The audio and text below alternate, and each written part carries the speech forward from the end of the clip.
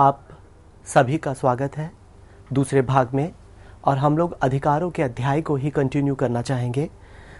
चूँकि हम लोग अधिकारों के विभिन्न सिद्धांतों पर चर्चा कर रहे थे, जिसमें हम लोगों ने प्राकृतिक अधिकारों का सिद्धांत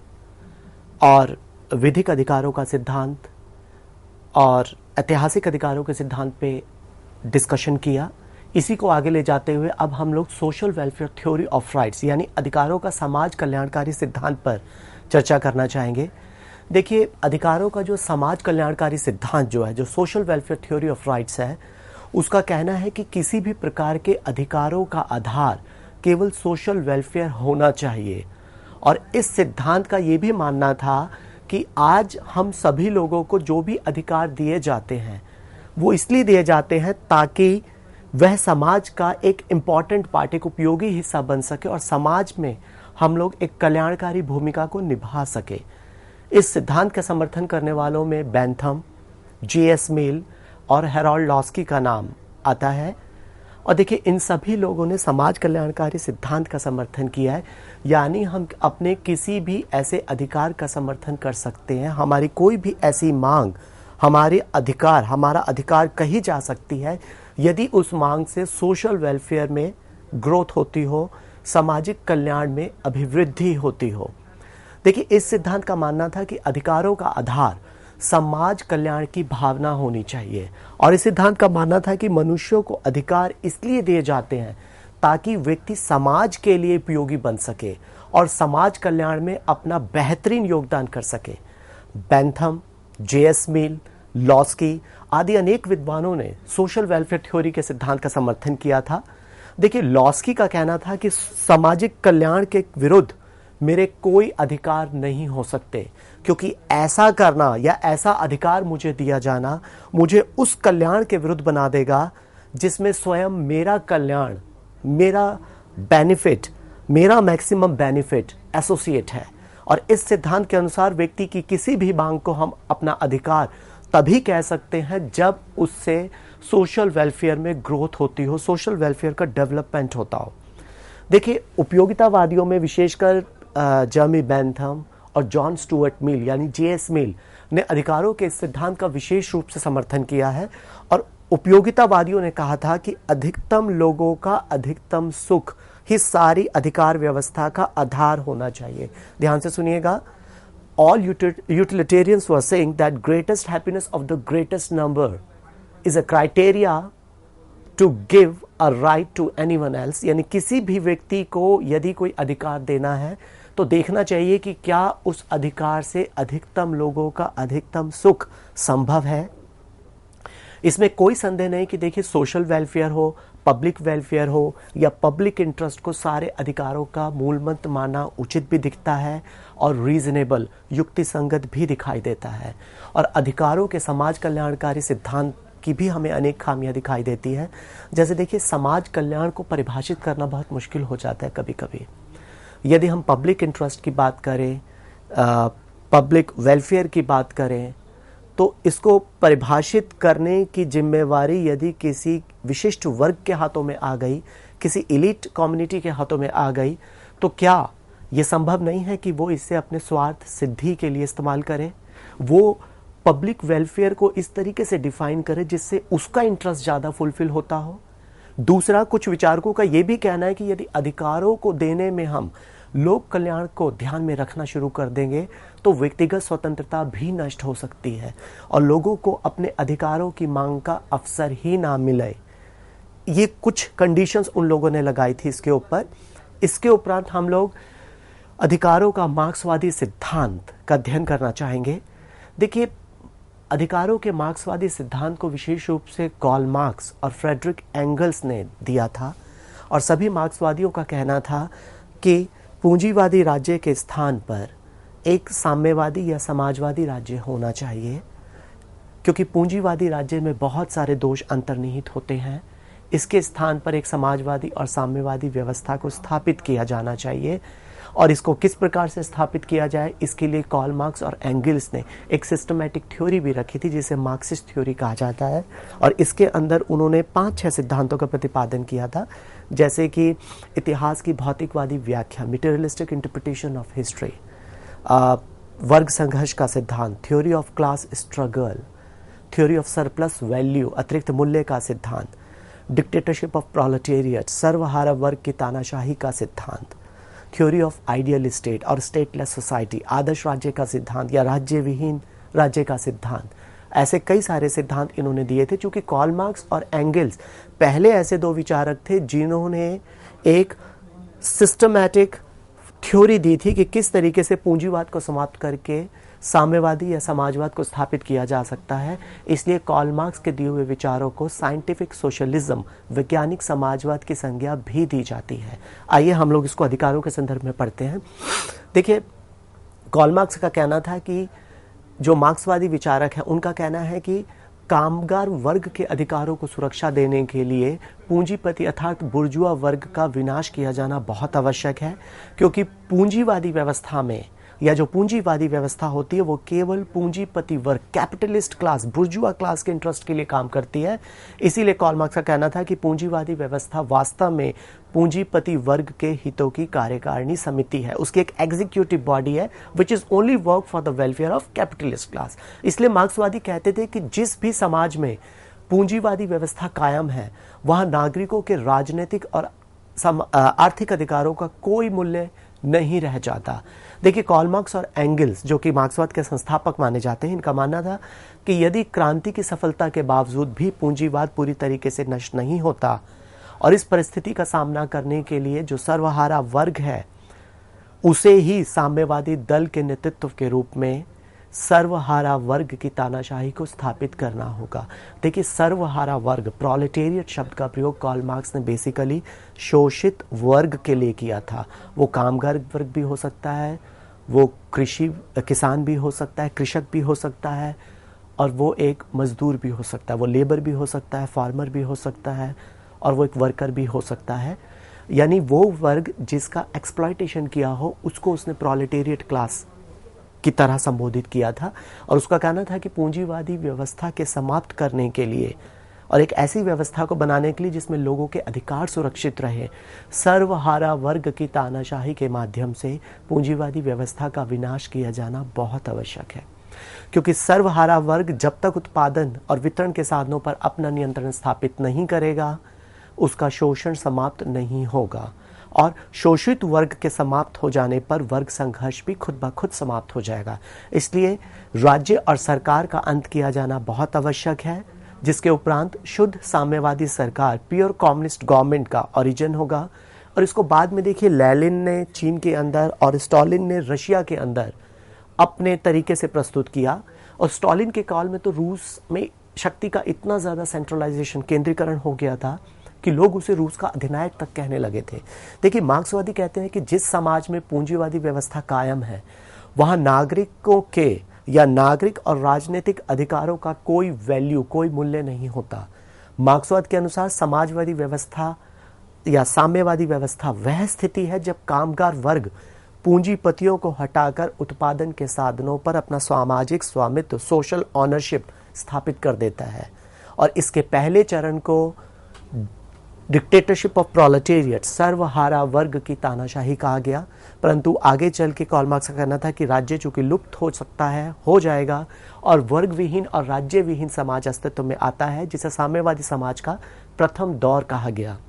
और दोनों अवस्थाओं में एक अंतर यह भी है कि समाजवाद के अंतर, देखिए बहुत बार पूछा जाता है, समझने की कोशिश की जाती है कि समाजवाद और साम्यवाद में क्या अंतर था जब कार्ल मार्क्स इसकी बात कर रहे थे। देखिए, समाजवाद के अंतर्गत उत्पादन की शक्तियां पूरी तरह से विकसित नहीं होती, जबकि साम्यवाद के अंतर्गत उत्पादन की शक्तियां पूरी तरह से विकसित हो जाती हैं।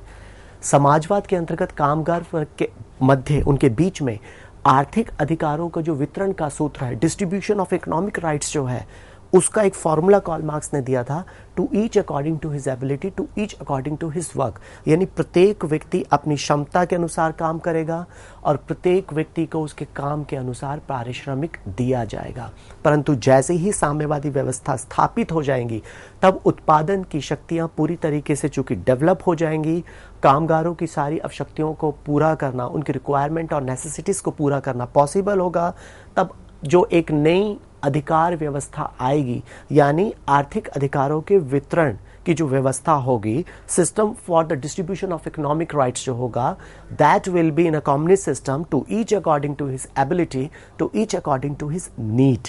यानी प्रत्येक व्यक्ति को उसकी क्षमता के अनुसार काम मिलेगा और प्रत्येक व्यक्ति को उसकी आवश्यकता के अनुसार पारिश्रमिक दिया जाएगा या लागू कर दिया जाएगा।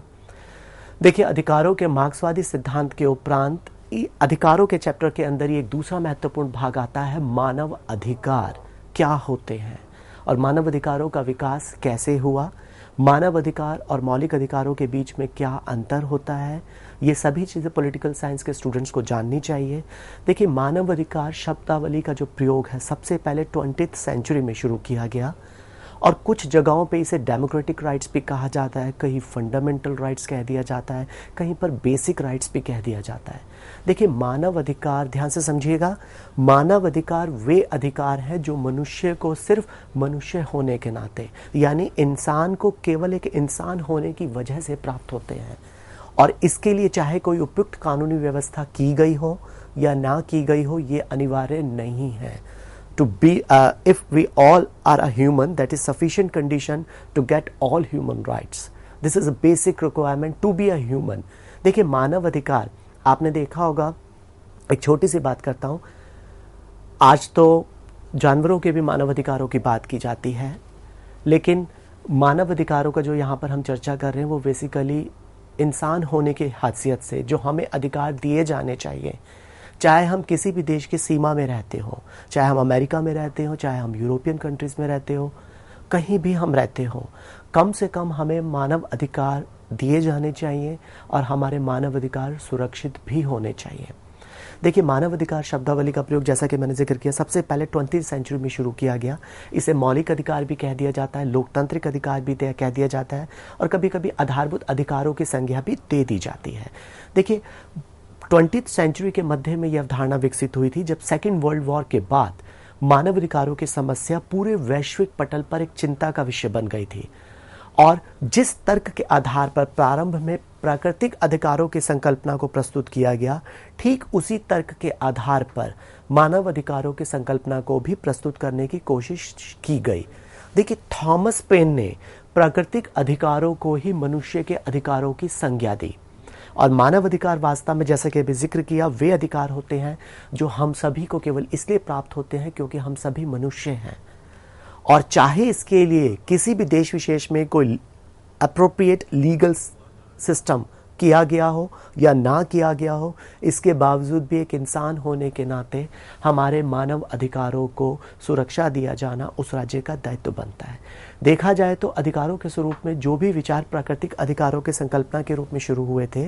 वो मानव अधिकारों की संकल्पना के रूप में अपने एक लॉजिकल कंक्लूजन पर पहुंचते हैं। यानी जब प्राकृतिक अधिकारों की बात की गई,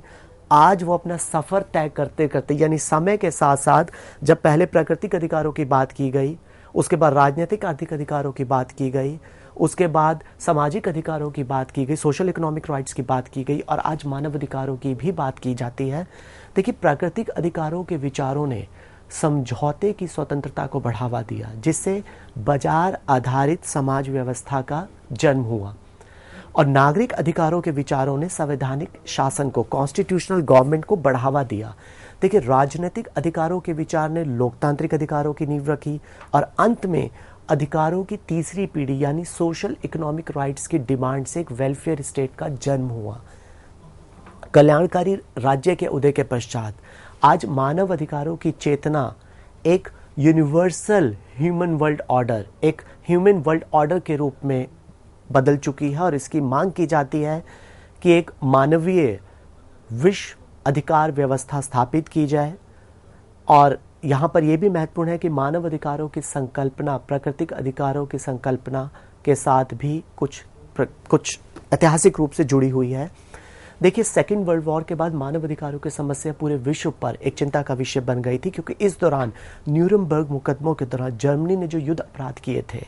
उसके अलावा मानवता के विरुद्ध जो अपराध किए थे, उसको लेकर जर्मनी पर कुछ मुकदमे चलाए गए थे, क्योंकि नाजियों ने यहूदियों पर कई इनह्यूमन टॉर्चर किए थे और उसे मानवता के विरुद्ध अपराध माना गया। और इन्हीं अधिकारों की एक विस्तृत सूची, एक detailed list universal declaration of human rights 1948 के अंदर प्रस्तुत की गई है। इन्हीं अधिकारों की एक विस्तृत सूची मानव अधिकारों की सार्वभौमिक घोषणा 1948 के अंदर भी प्रस्तुत की गई है। देखिए, universal declaration of human rights 1948 में, जिसको कि संयुक्त राष्ट्र की महासभा ने जारी किया था, इस घोषणा पत्र में एक विस्तृत प्रस्तावना, डिटेल प्रियम्बल के अलावा 30 आर्टिकल्स हैं और इसकी प्रस्तावना में कहा गया है कि सभी मनुष्यों की स्वाभाविक गरिमा को और समानता को और उनके अहस्तांतरणीय अधिकारों को, यानी नॉन ट्रांसफरेबल राइट्स को सुरक्षित किया जाना चाहिए और उसको मान्यता दी जानी चाहिए ताकि वैश्विक स्तर पर स्वतंत्रता, न्याय और शांति की स्थापना की जा सके। यदि मनुष्य को अत्याचार और उत्पीड़न के खिलाफ विद्रोह के लिए विवश नहीं करना है तो यह आवश्यक है कि विधि के शासन के अनुरूप, यानी कानून के शासन के अनुरूप मानव अधिकारों की सुरक्षा की जाए। और देखिए, मानव अधिकारों की जो सार्वभौमिक घोषणा का जो आर्टिकल 1 है, यानी आर्टिकल 1 टू आर्टिकल 21, अनुच्छेद 1 से 21 तक की व्यवस्था विश्व के सभी मनुष्यों को उपयुक्त नागरिक, राजनीतिक और कानूनी अधिकारों को प्रदान करने का संकल्प अभिव्यक्त करती है। From article 1 to article 21 in universal declaration of human rights is talking about civil, political and legal rights at world level. From article 22 to article 26, अनुच्छेद 22 से अनुच्छेद 26 तक व्यक्ति के सकारात्मक अधिकारों, यानी पॉजिटिव राइट्स, यानी व्यक्ति के सामाजिक आर्थिक अधिकारों की व्यवस्था की गई है, जिसमें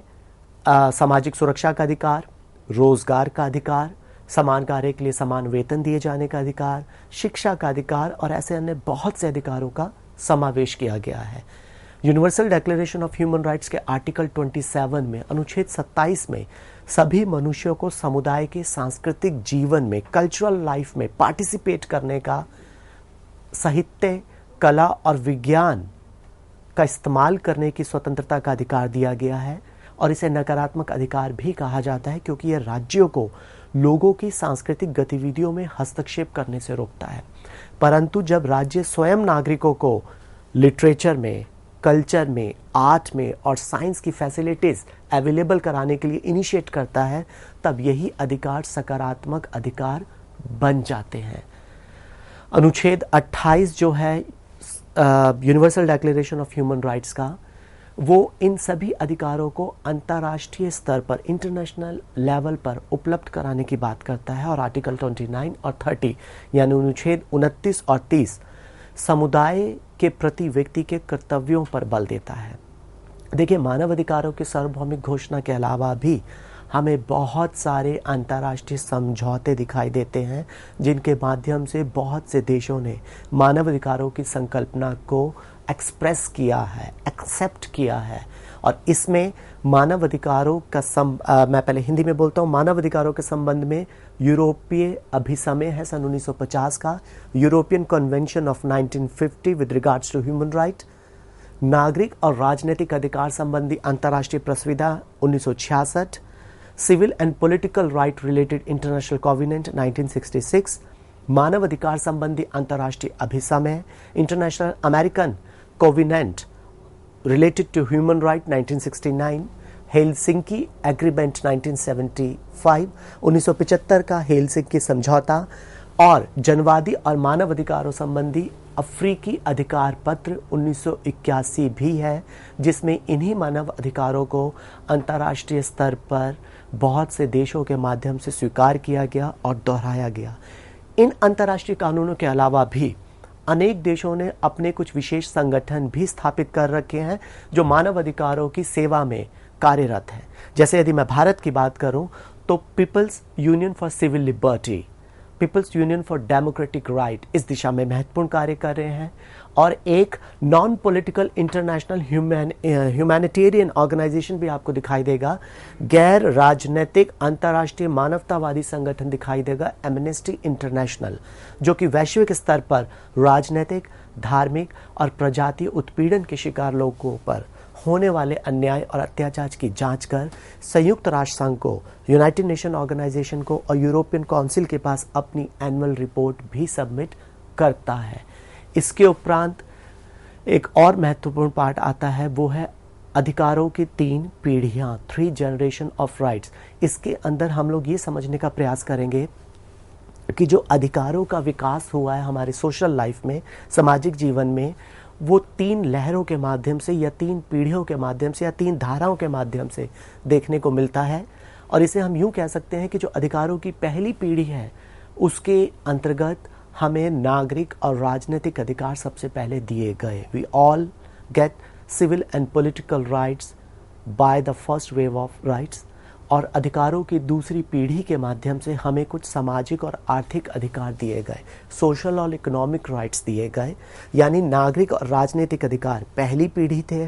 सामाजिक और आर्थिक अधिकारों की व्यवस्था किया जाना दूसरी पीढ़ी था,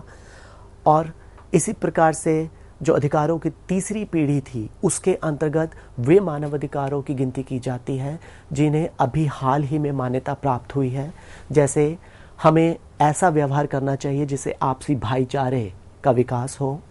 और इसके माध्यम से हमें सामुदायिक अधिकारों की या सांस्कृतिक अधिकारों को एक्सेप्ट करना चाहिए, यानी कम्युनिटी और कल्चरल राइट्स को बढ़ावा दिया जाना चाहिए, ताकि ब्रदरहुड और सिस्टरहुड की जो फीलिंग है उसको बढ़ाया जा सके राष्ट्रीय और अंतर्राष्ट्रीय स्तर पर। देखिए, नागरिक अधिकारों की 3 पीढ़ियों का जिक्र विशेषकर मानव अधिकारों के संदर्भ में किया जाता है, और सर्वप्रथम 1979 में कॉरेल वसाक द्वारा मानव अधिकारों के 3 पीढ़ियों का जिक्र मानव अधिकारों के इंटरनेशनल इंस्टीट्यूशन में प्रपोज किया गया था। और कॉरेल वसाक के इस वर्गीकरण का आधार देखिए 1789 का फ्रेंच रेवोल्यूशन में दिया गया नारा था, जिसमें कहा गया था कि लिबर्टी, इक्वालिटी एंड फ्रेटर्निटी, जिसमें समानता, स्वतंत्रता और बंधुत्व यानी भाईचारे की बात की गई थी। और ये तीनों पीढ़ियां जो हैं, civil and political rights, social and economic rights and community और कल्चरल राइट्स, ये तीनों ही पीढ़ियां संयुक्त राष्ट्र मानव अधिकार घोषणा पत्र और यूरोपीय यूनियन के मौलिक अधिकारों के चार्टर में भी दिखाई देती है। देखिए, अधिकारों की संकल्पना चूंकि एक डायनामिक कंसेप्ट है, गतिशील संकल्पना है, गत्यात्मक संकल्पना है, और जैसे जैसे व्यक्ति की सुरक्षा और विकास के साथ साथ समाज का सरोकार बढ़ता चला जाता है, वैसे वैसे व्यक्तियों के अधिकारों की सूची का विस्तार भी बढ़ता चला जाता है। देखिए, याद कीजिएगा, लॉस्की ने कहा था, मैंने शुरू में भी दोहराया था, कि जिस समाज में सामाजिक चेतना का स्तर जितना ज़्यादा ऊंचा होता है वहाँ अधिकारों का स्तर भी ऊंचा होता है। आज विश्व में मान्यता प्राप्त अधिकारों की सूची में बहुत ज़्यादा ग्रोथ हो चुकी है, और इन अधिकारों का विकास जिस क्रम में हुआ उसका संकेत देने के लिए अधिकारों की 3 पीढ़ियों का जिक्र किया जाता है, जिसमें पहली पीढ़ी आती है, the first generation is civil and political rights. इन अधिकारों का वर्णन देखिए इंटरनेशनल कोवेनेंट्स में भी, अंतर्राष्ट्रीय प्रस्तावनाओं में भी इसका वर्णन किया गया है। और इनमें से कुछ अधिकारों की गिनती की जाती है, जैसे जीवन का अधिकार, राइट टू लाइफ, भाषण और अभिव्यक्ति की स्वतंत्रता का अधिकार, right to speech and expression, विचरण की स्वतंत्रता, free movement, right of free movement anywhere else in a particular country, दासता और पराधीनता से मुक्ति का अधिकार, राइट अगेंस्ट स्लेवरी सिस्टम और एनी सब्जुकेशन, कानून के समक्ष समान संरक्षण या कानून के समक्ष समानता का अधिकार, equality before law and equal protection of law, दोष सिद्धि होने तक निर्दोष बने रहने का अधिकार, धार्मिक स्वतंत्रता का अधिकार, एटसेट्रा। कई बार देखिए इन अधिकारों को नकारात्मक अधिकार भी कह दिया जाता है, क्योंकि यह राज्य के विरुद्ध व्यक्ति को प्राप्त होते हैं, और इन अधिकारों की व्यवस्था के लिए सरकार से यह अपेक्षा की जाती है कि वो व्यक्ति की स्वैच्छिक गतिविधियों में हस्तक्षेप ना करे, अनुचित हस्तक्षेप ना करे, और साथ ही उससे यह भी आश्वस्त करना होता है राज्य को कि वे अपनी सभी सत्ताएं इन कर्तव्यों का पालन करने में लगाएंगी। प्रारंभ में ये अधिकार उदारवाद की नीतियों से जुड़ने लगे थे, परंतु समय के विकास क्रम में सभी अधिकार लोकतांत्रिक अधिकारों का अभिन्न हिस्सा बनते चले गए, और इन्हीं अधिकारों की दूसरी पीढ़ी का विकास का रास्ता खुला। यानी जैसे जैसे और अधिकार का ग्रोथ हुआ तो दूसरी पीढ़ी के अधिकारों का रास्ता खुलता चला गया। उदाहरण के तौर पर भाषण और अभिव्यक्ति के अधिकारों को सार्थक बनाने के लिए शिक्षा के अधिकारों की भी मांग की गई, और आज शिक्षा के अधिकारों में भारतीय संविधान में अनुच्छेद 21A, जो कि 86 कॉन्स्टिट्यूशनल अमेंडमेंट 2002 के माध्यम से, जिसमें 6 से 14 वर्ष के बच्चों को अधिकार दिया गया, देखिए, जहाँ तक तीसरी पीढ़ी की बात की थी, तो तीसरी पीढ़ी के अंतर्गत हम लोगों ने सामुदायिक और सांस्कृतिक अधिकारों की बात की थी। और देखिए, सांस्कृतिक और सामुदायिक अधिकारों का अभिप्राय ये नहीं है कि राज्य अल्पसंख्यक वर्गों की गतिविधियों में कोई भी हस्तक्षेप नहीं करेगा। इसका वास्तविक अर्थ है कि राज्य इन लोगों को अपनी सांस्कृतिक अस्मिता, कल्चरल आइडेंटिटी को बनाए रखने के लिए संभव संरक्षण और सहायता प्रदान करेगा। और अंतर्राष्ट्रीय नागरिक और राजनीतिक अधिकारों की जो कोवेनेंट थी 1966, उसके अनुच्छेद 27 में भी स्पष्ट कहा गया था कि जिन राज्यों में सजातीय, धार्मिक और भाषाई अल्पसंख्यक वर्ग पाए जाते हैं, वहाँ इन वर्गों से जुड़े व्यक्तियों को अपने समुदाय और अन्य समुदायों के साथ मिलकर अपनी संस्कृति का आनंद उठाने, उसका आचरण करने तथा अपनी भाषा का प्रयोग करने के अधिकारों से वंचित नहीं किया जा सकता। संक्षेप में, अधिकारों की 3 पीढ़ियों के अंतर्गत हम लोग सिविल और पॉलिटिकल राइट को फर्स्ट जनरेशन में काउंट करते हैं, दूसरा सोशो इकोनॉमिक राइट्स आता है और तीसरा कल्चरल और कम्युनिटी राइट्स आता है। धन्यवाद।